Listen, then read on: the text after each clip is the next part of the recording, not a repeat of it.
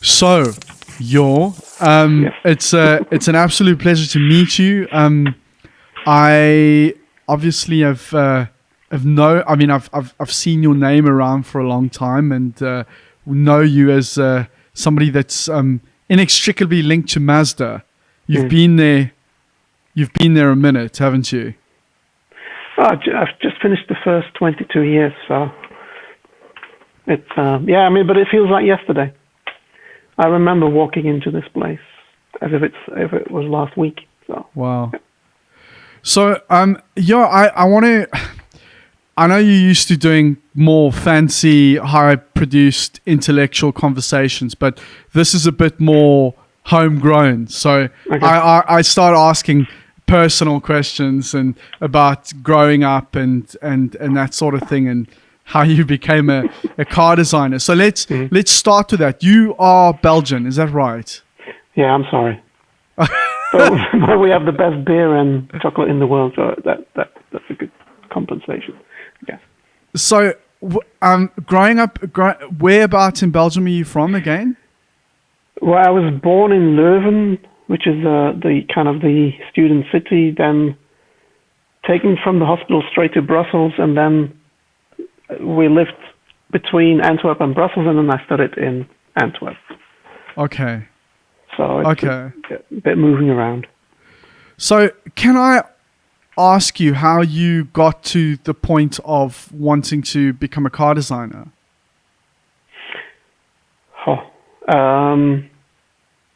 I do have memories of being interested in cars as a child. You remember sitting in my mum's Mini in the back. Remember opening the curtains of my bedroom and seeing that my dad had a new Volvo company car.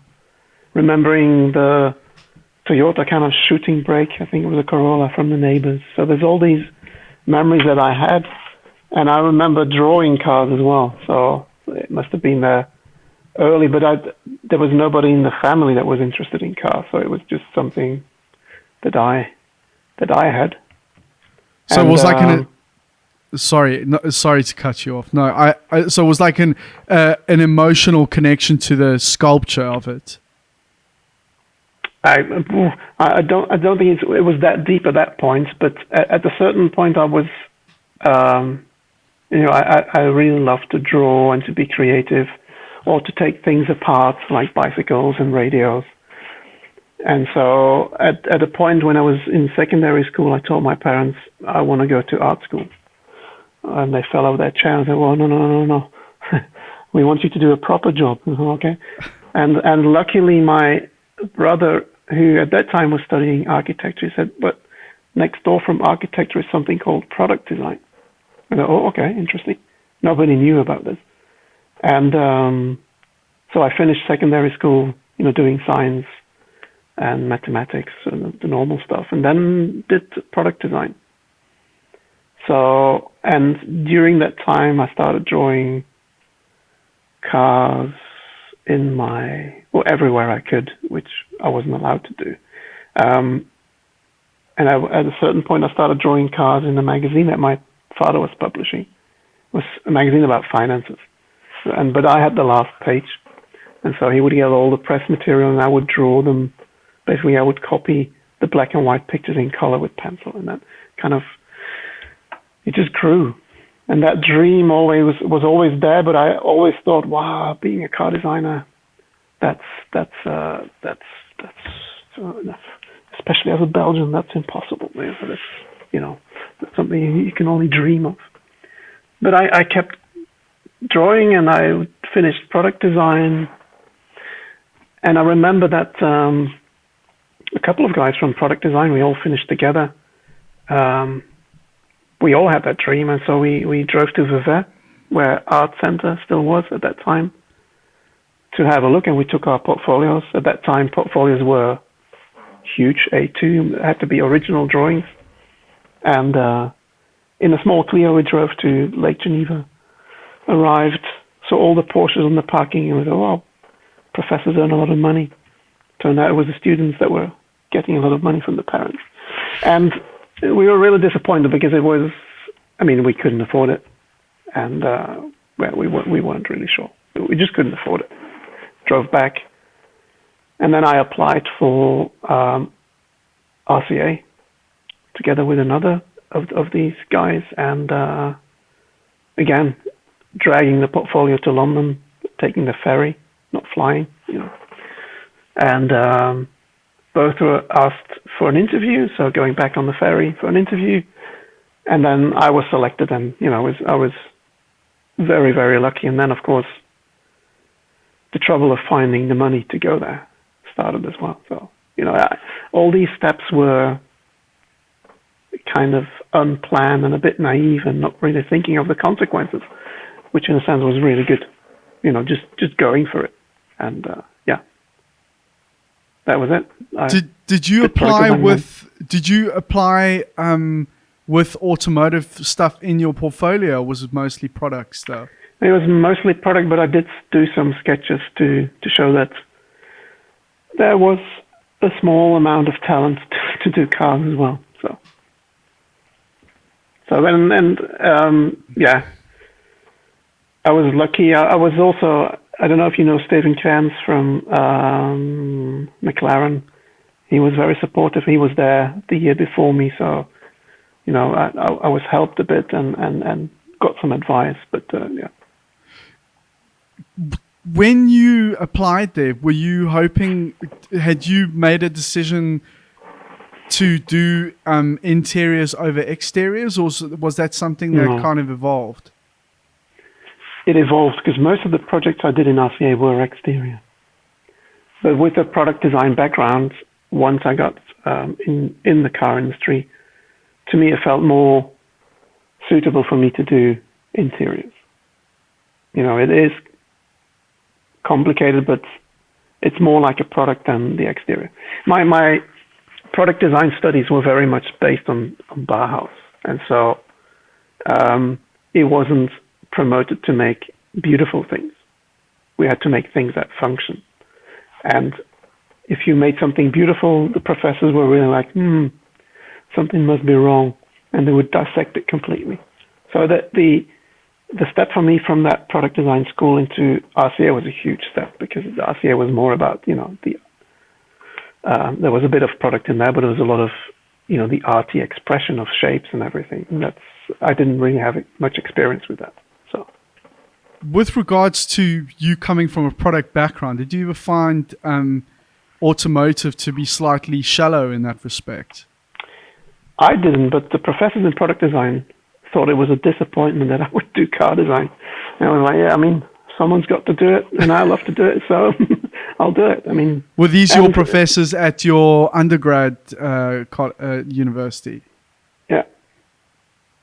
They looked at car design as not so important, because they only saw, of course, the maybe exterior fancy shapes. But when you look at an interior, it is product design. It is so complicated, and I think they just didn't realize. Did you, with regards to your skills at that stage, did you feel confident enough going into that sort of environment, or was it a case of you found yourself amongst some talented people and you had to push yourself? Yeah, I wouldn't say I was comfortable, because, as I said, I didn't have that background. But luckily in RCA there were some guys that were already in the car industry that came back for 2 years in the RCA. So I could learn a lot from them and from other students. So yeah, it was a huge step for me also, because the system in Belgium in the university is different, or was different at that time than in England. So we didn't have BA, MA. I studied 5 years of product design, which is basically an MA, but it wasn't called MA. It was just called product design. And there was a lot of teaching going on, whereas in RCA was more teaching yourself, learning from others, from other departments, but also learning from living in an amazing environment called London. So it was a bit of everything. Were you guys encouraged to go into the other departments and kind of tap into those disciplines and bring them into the automotive world? Partly, yeah. I was really interested in the department next door, which was computer-related designs. It was called, I think. Those guys, they would build little things and then connect it with a USB, or maybe it was still a serial port. Stiffy. And it would start working. That was so fascinating. That for me was interesting. And we also, when we did our models, where we were in the sculpture department, I remember being in the ceramics department as well. So yeah, we were encouraged to work with other departments. Is that where your love of ceramics came from? No, that comes from living in Germany. From living in Germany? How so? Because I remember we lived in Wiesbaden, which is close to Frankfurt, and walking on the street, and we saw like this huge vase outside. The kind of vase from the 70s that every household had. And as kids, we disliked it because our parents bought it. And it was very kind of colorful and weird shapes. And we started looking at it and said, wow, actually, it's really beautiful, the way it's done. And that's where I started collecting them. And unfortunately, there's thousands of them. So I did stop at a certain point. But I think it was a really interesting exercising, looking at the history of something like the ceramics and the way the design changed from the 50s to the 60s to the 70s, and all these brands that all disappeared but were big in the 70s. Some of them are coming back, but then they don't have the same kind of creativity anymore. And so I'm talking about these bright red and orange things that sometimes they can be really ugly, but then there's the beauty of that ugliness, especially if you put them on their own somewhere in a nice space. It kind of attracted me. And also the way they combined mass production, so they made the shapes by machines, but then they were hand painted. So there was a combination of both. So you can have 50 of the same vases, but they all look different in the painting. So fascinating. So after your time at RCA, your first is it your first proper job? You started at Philips, or was that an internship? It was a proper job. I was waiting for a job in the car industry. Again, that was the time before internet, so finding a job wasn't so easy. We had to write letters and stuff. But it was someone contacted the RCA if someone was available to go to Philips research lab in Redhill, which is just south of London, and they wanted someone to develop a game for the internet, which was at that time new, and with vehicles and everything. So we developed that kind of concept, made the vehicles, also worked on ideas for kind of with the internet, what would Formula One look like with interaction and different views and everything. It was all new. And that was it was only 6 months, but it was a fantastic small team of people. And that connection I kept a long time. Even when I was in Mazda, we kind of worked with them together. Because they were just so creative and positive and inventing stuff. It was pretty amazing. Yeah.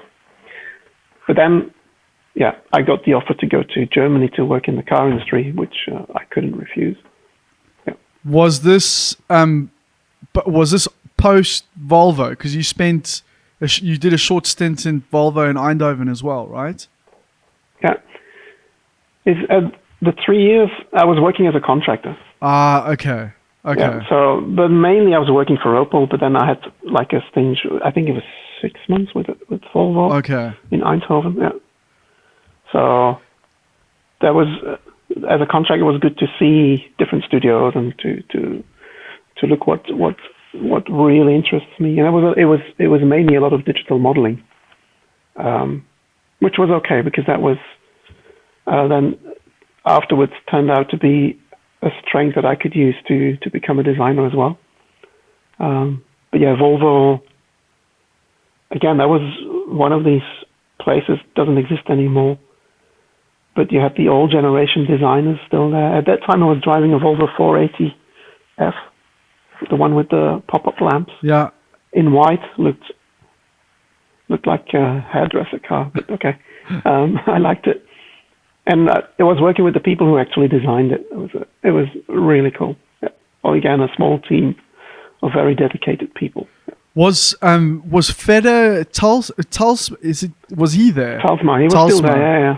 Okay. Because I don't know anything about that studio, and I wondered.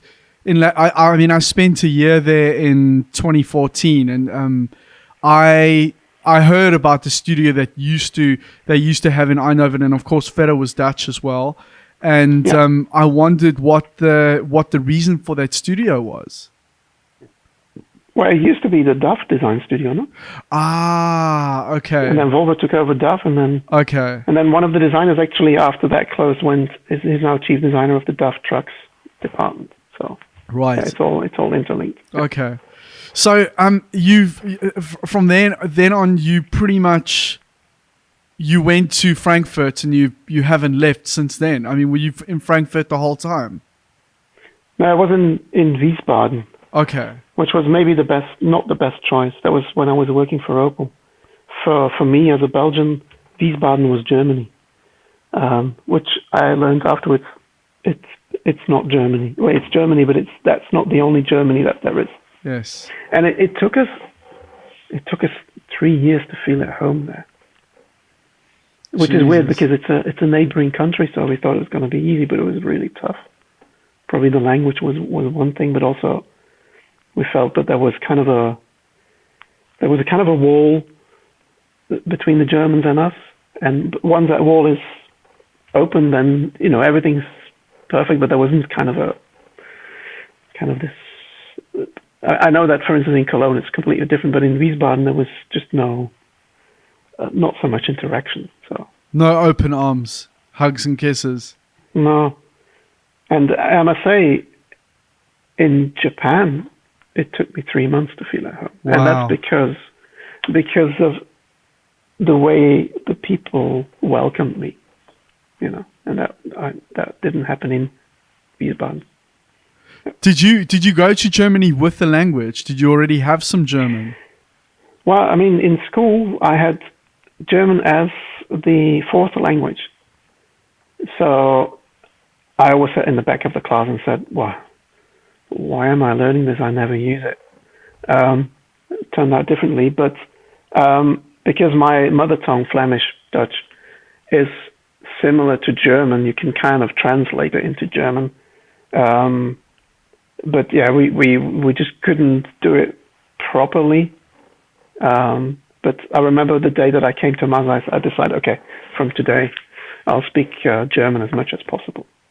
Can you please give me some advice? Because as somebody that speaks Afrikaans and who also has German grandparents, my mother speaks fluent German as well. I'm pretty useless.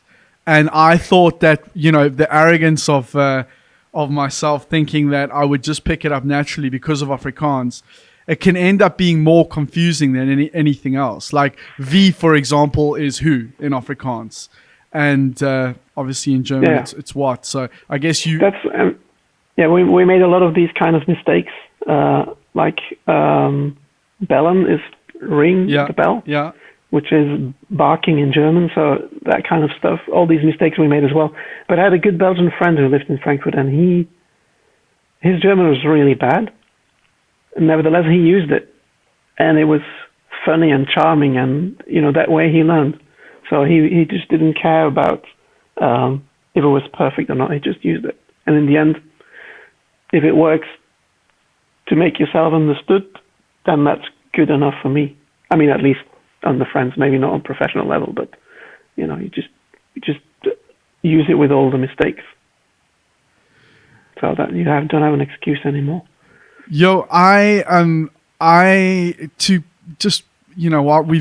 we touched on your product design undergrad. I know that you've got a big fascination and affinity for Braun or Braun. Mm-hmm. Is that something that you developed at university? Probably because it was partly based on the Bauhaus principles. But the thing is, I've been collecting product design since I was, 12 or something. Started with one radio. And at the beginning it was quite eclectic, just anything from the 60s and the 70s, which became a bit too much and just too much. So I tried to concentrate on something that I really liked and I really looked up to, and that's Braun and everything that Dieter Rams did. Yeah, so it's just kind of focusing on one subject, because if you're a collector, I'm not sure if you're a collector. No, I have kids. I don't. Yeah, it's a bit like a disease, and you have to treat it. I think I treated it, but my wife doesn't. So. But it's my fascination of how things are built, because often I just take things apart and look how they work and maybe tune them. I used to tune my calculator in school with the display, put green filters in, and it would just take things apart, and often I didn't manage to bring them back together or put them back together. But the fascination for Braun is partly the product design and the fascination of really good design and very modern design. If you look at the Braun and Dieter Rams stuff, if you compare it to the same products in the same era, they were so far ahead. It just looks modern these days, but it was futuristic when it came out. With regards to, I was a little bit uneducated on the subject, but I only came to realize all the work that Dieter Rams in particular did at university, and how significant the Braun products were. At what point, like if you take Apple as an example, like they've Johnny Ives has openly praised the work and has openly said, like, this was the inspiration for basically all our products. At what point do you think it becomes plagiarism?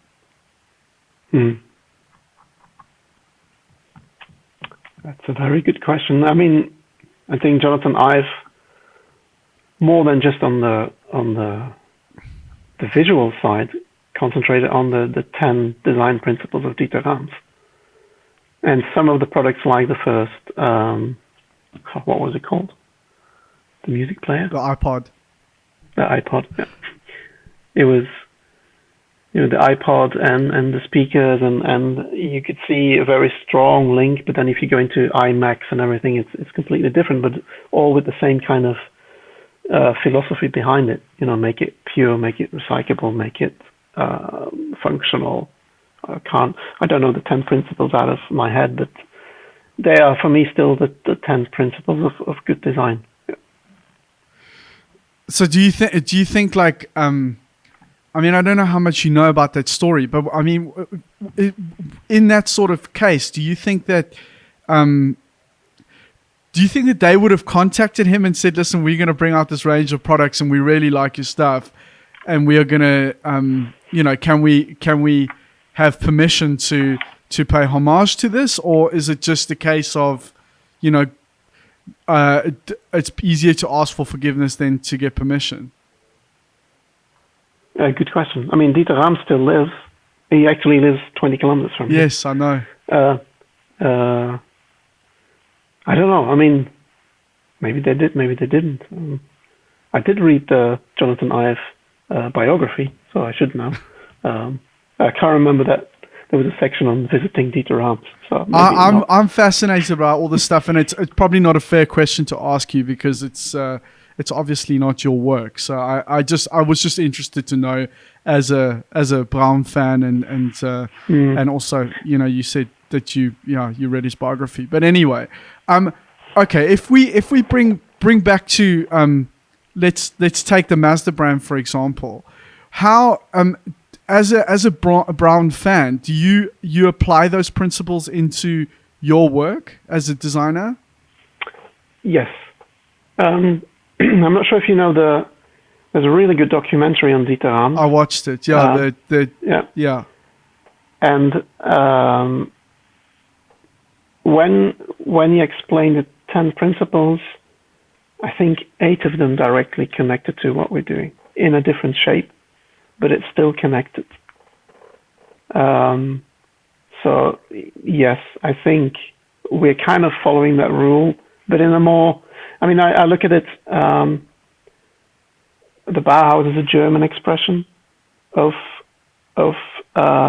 simplicity, whereas we have a Japanese expression of simplicity. And the German expression is very much industrial, mathematical, linear.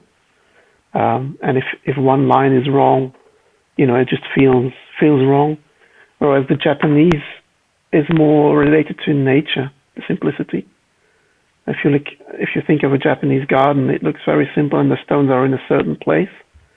But it looks like everybody could have his opinion about it, or could move the stone in a different position to have it more his way. So it's more natural, and I feel more connected to nature and human, whereas the German version is more industrial and more mathematical.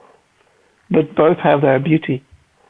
I can be fascinated by a really beautifully Bauhaus designed radio because everything's kind of perfect. And I can be fascinated by a Japanese garden because it just brings the kind of a completely relaxing feeling. And to me, it's very similar, just a different expression of the same kind of idea. I was recently talking to Pratap Bose, who's the head of design for Tata. He spent some time in Japan as well, and yes, that's why I got to know him. Okay. So okay.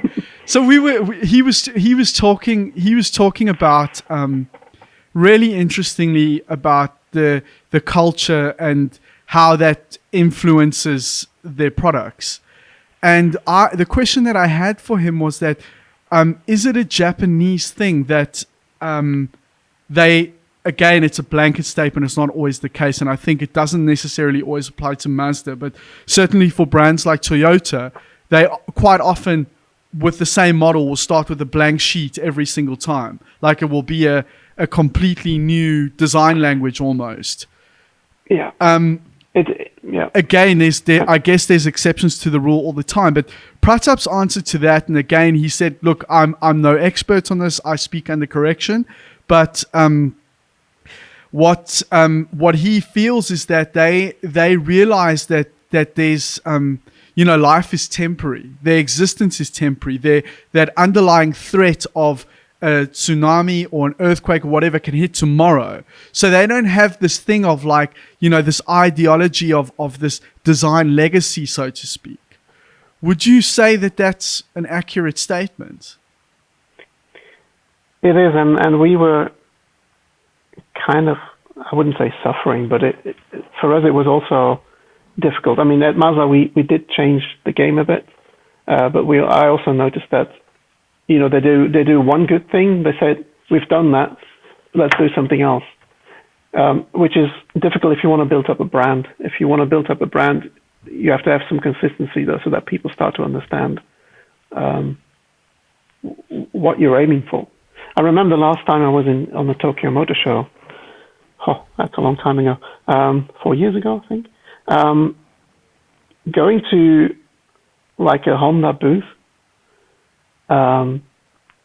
Visually, there's no consistency, but for them, the consistency is in technology, and the expression is for every product different, which maybe for a European observer might be a bit confusing, because you don't see the brand building up, and you don't know what they are aiming for. I think they're aiming for the perfect technology. I don't know. And at Mazda, we now try to combine technology and design and slowly build up on what we do. Like we've done Kodo now 10 years. We're in the second phase of Kodo, which is our design philosophy, and we're taking it step by step.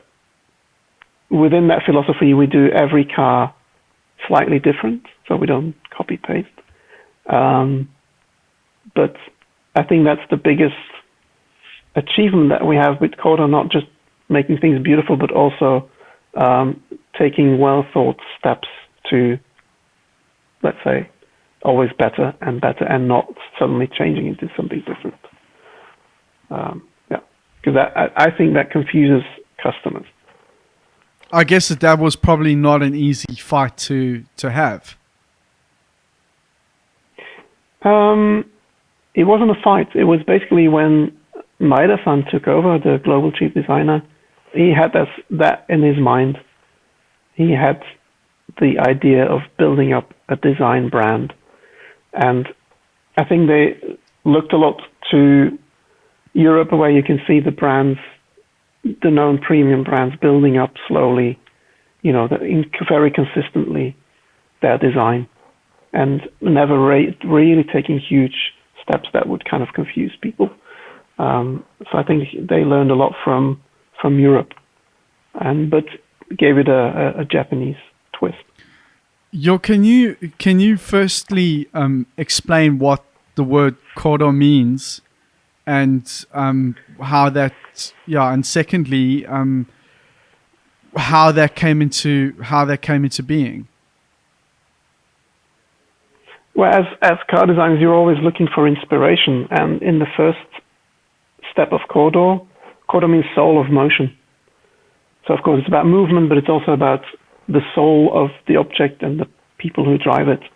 And we looked at wild animals in the first stage. So we were looking at mainly cheetahs that were jumping, and kind of translated that in sculptures, and then the sculptures into cars. In the second phase of Kodo, it's almost like we started to inspire ourselves by making sculptures. The models would make sculptures. We tell them what expression would the next MX-5 have, and they would make sculptures that would inspire the designers. But it's always about movement, and also in the second phase of Kodo, it's about movement on the surfaces. So the side surfaces are really sculpted, so you have kind of a different kind of expression of movement than what we had in the first phase. And the good thing about calling it a philosophy is that it can be a lot of different things. It's not, we don't have a design guidebook that says the side surface has to look like this. We always have to have the soul and the motion. And it's something that internally we discuss very often, I would say almost on a daily basis. Especially when we think of next generation. But I remember a guy that we hired from another company telling me after 6 months, like, wow, you guys really work on that Kodo philosophy. You really use it every day. For me, it's normal. I said, yeah, some companies will make something really cool and then try to find a story behind it. Whereas the discussion is about how to express the Kodo feeling. Fascinating. I think it's really interesting to hear that, because it seems like an exercise like that, the sculpture exercise is quite extravagant for this day and age, because time scales are like, program times are getting cut down, everything needs to be quicker, faster, stronger, with less people, etc., etc. And it seems like something like that would it is in a lot of companies a hard sell, to the board, the people that are paying the expenses. And I just was interested to know, like, how this is justified in the current market. First of all, you need a really strong global chief designer who's a bit stubborn and will fight for design. That really helps. But also the team. I mean, there's not much fluctuation within the Mazda design team, especially not in Japan. That's also a Japanese thing that they don't really change often. So all the people that work there have been growing up with the same ideas, so they understand each other quite well. But we know that times have shortened and that it's sometimes really difficult to really refine things as you want to as a designer. But with the experience, and we always pushed to get the extra time, which, yeah, it's we don't always get it, but I think we have a team of people with a lot of experience, so we can do everything relatively quick. Wow. Especially modelers.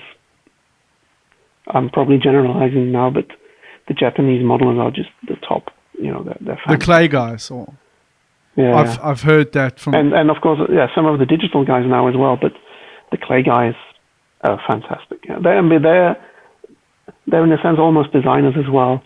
They're not just doing what the designer says, but they will put their interpretation in. We have a clay, always a Japanese clay modeler in my studio every second year, and they're kind of completely different as an individual, and they express that in their work as well. You know, it's not that they trained to all do the same, but it's more like they trained to do the way they think is the best. And that really helps in the creative process. That sometimes brings kind of the push for a designer to do it differently, or to help the designer to express something. So, would you say that the studio in Germany is still very much run with the kind of a Japanese culture, or is it like 50-50 split down the middle? No, it's European culture. European culture. It wouldn't make sense to have it run by Japanese culture, because then you could just have a studio in Japan. Okay. Yeah, we really need to bring in the European taste and the European kind of influence into the products. It was the same when I was living in Japan. In the beginning, I was doing like the Japanese, and then I thought, well, it doesn't make sense. Then they could have gotten a Japanese guy to do the same. So I stuck to the way I work, also the timings, and that worked, you know, because it was something different, something they weren't used to in Japan. Is it that the products that they're developing in Japan, are they for the Japanese market, and the products that you're developing in Germany are for the German market, or does it not work like that? No. Most of our products are sold globally as the same car. Sometimes motorization is different, but basically it's the same. So we all work together from the beginning. The American, the Japanese, the European studio, we all do proposals for the same vehicles. We come together, or we used to come together to discuss everything 4 times a year. But it's always on a global level at some point, because in America and Europe we don't have like an engineering department. When the design is frozen, it has to get into the production stage, and everything moves to Japan. But basically it's global.